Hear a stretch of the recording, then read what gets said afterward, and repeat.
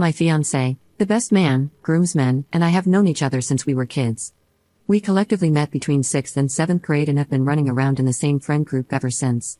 The group has grown and shrunk over the years, but a small core of us has remained extremely close. Recently, my fiancé's best man Jay, 30M, has been making jokes when we're hanging out about the two of us dating that have now escalated. Admittedly, when I met Jay in 6th grade, I had the hugest crush on him, and everyone knew. I was much taller than average for a girl at that age, and he was one of 2 guys in the entire school as tall as me. That, however, is where the story ends.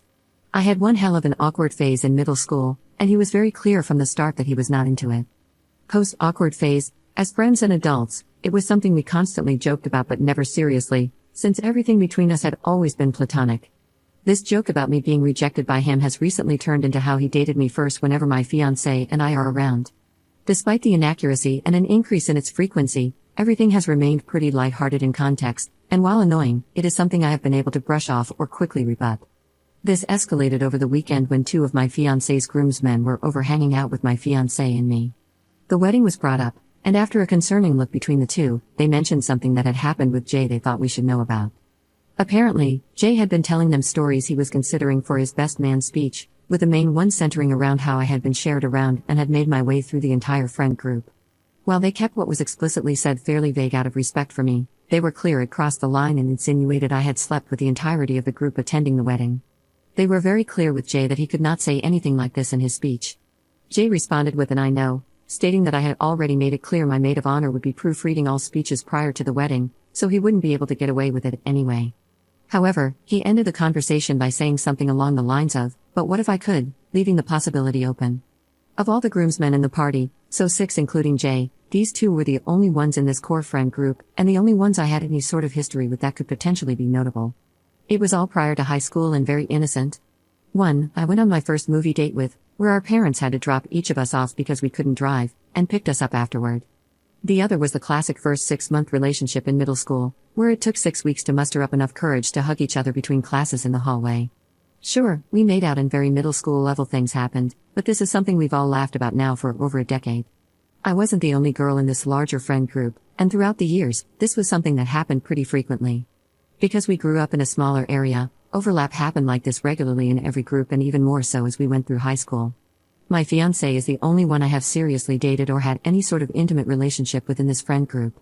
We had an on-again, off-again relationship throughout high school that ended for a bit once I moved out of state for college, but we remained close friends and eventually reconnected when I moved back in 2019.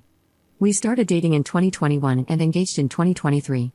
He's the only one in all of this I have ever slept with, who has seen all of me, and so on, making this situation even more odd and off-putting.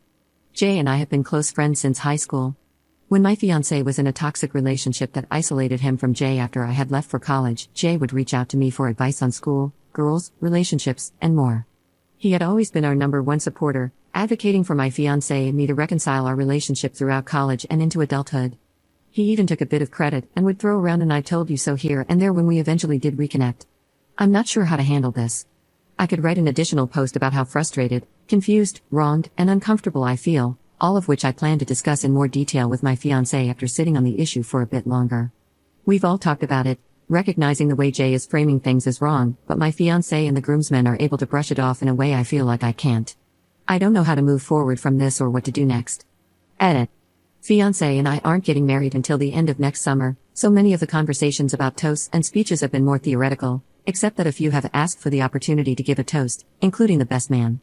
We have loosely included this information in the Save the Dates, on the website, and in other prints. Fiancé and the best man have been best friends since kindergarten. They were neighbors and inseparable until they each went their separate ways for college. My fiancé's parents basically raised him alongside the best man. Jay has strictly only ever expressed platonic feelings for me. Even when both single or alone together, we have only ever acted as friends towards each other after the embarrassing early middle school crush I had. Update 1. First, I wanted to thank those who were clear and honest about how alarming the situation was from their perspective. When posting, I was still processing various feelings about the matter, and still am, which not only limited my ability to really look at the situation from a different perspective but also left me in a state of paralysis of what to do next, both long and short term. Since posting, I have spoken in further detail to both my fiancé and one of the other groomsmen involved. I also confided in my maid of honor about the situation for an additional perspective outside of this specific friend group. After these conversations and reading through all comments on the original post, I've come to realize the significance of a few key details. Jay has a deep-rooted superiority complex. He always has, and it is something many in our friend group have become accustomed to. He has always been the type who seemed to believe he was the standout among his friends, whether that be through education, athletics, his career, or with women. Jay has also always been a bit egocentric, and a lack of accountability or consequences for his actions has been growing for some time now. Despite it almost always being unintentional, he more often than not is oblivious to the inconveniences and harm he causes others, as long as it is beneficial to his personal ego. This is about jealousy from a few different angles, but not about me specifically. When looking at the full picture, this escalation feels like a continued attempt to knock my fiancé down for reaching that next stage in life. Whether that is because my fiancé has reached it before him or has moved onward without him, I cannot say for sure. Jay has issues with misogyny that have also been escalating in tandem with everything else. His lack of respect for the women he has dated has also seemed to increase. Much of the personal tension between him and me recently pertains to his perspective on women, which has begun to veer into a more disrespectful realm, alluding to an increased belief that, due to their gender alone, women are inferior. The good friend he was to me over the years, who was always kind and supportive, who never overstepped boundaries and was always there when needed, can exist alongside the above information. They are not mutually exclusive. Life happens, and people grow, sometimes in opposite directions. I spoke in depth with one of the groomsmen to gain further transparency on the situation and what was explicitly said. He acknowledged that the conversation initially centered around the excitement they had for the wedding, with Jay clearly stating he wanted to give my fiancé and me the best wedding and experience possible. The conversation evolved, and Jay mentioned looking for icebreakers for his toast and began bouncing a variety of distasteful jokes that focused more on the expense of my fiancé than anything else. Then the idea was proposed of explicitly stating that my being passed around the friend group was how they all remained relatively close since middle school and high school. Jay was immediately shut down by the other groomsmen, told to know his audience, and also recognize he was openly alluding to things that were untrue and that could have an extremely negative impact on me personally. The conversation stopped shortly after this, and the groomsmen, without context of how this issue had been escalating, chalked it up to a one-off situation with Jay acting full of himself in the moment. Fiancé and I are the first of our cohort to get married and have a full-blown wedding with a ceremony and reception. These comments did not start escalating until after our engagement roughly 1 year ago, following Jay's breakup with his long-term girlfriend. Jay has never made comments like this to me or my fiancé privately or when it is just the three of us together. Any scenario where this has been an issue has been in an environment that involved others, and mostly others that are not a part of this cohort from middle school. This solidified the above bullet points as the main factors as to why Jay acted in this way, from my perspective. So, what's next? As mentioned in my original post, I spoke with fiancé in detail about the situation and how I was feeling. When all of this had been brought to our attention a few days prior, in an attempt to preserve myself in the moment, I brushed it off more so than I probably should have. I do not blame fiancé for not having any immediate or strong reaction in the moment because I had avoided one myself. I think it's important to note that Jay is not a day-to-day character in our lives. While he travels frequently for work that brings him to our area, we live states apart. He has not lived in the same area as me or my fiancé since high school. Much of this evolution with his personality has happened in the last few years as well. I recognize this is not an excuse for the lack of accountability on our part, but felt it added important context that this was not something that was observed and ignored daily, but one that has slowly been recognized over time, since we maybe see him 4 times a year at most. Fiancé was extremely open in conversation, immediately bringing up the idea of talking to Jay but admitting to not viewing this as anything more than Jay just being Jay and that he was all talk. At this point, we had only discussed how Jay had continually escalated the situation and how uncomfortable I had now become from this. The lack of accountability fiancé had for Jay's actions definitely hurt, but then I recalled a commenter who had asked if I still considered Jay a friend because he actually was, or because that was how it has always been. To sum up what turned into a lengthier and much more productive conversation with fiancé, I told him that while I recognized his friendship with Jay was something that had always been a part of his life, I personally did not want to be friends with him anymore after this.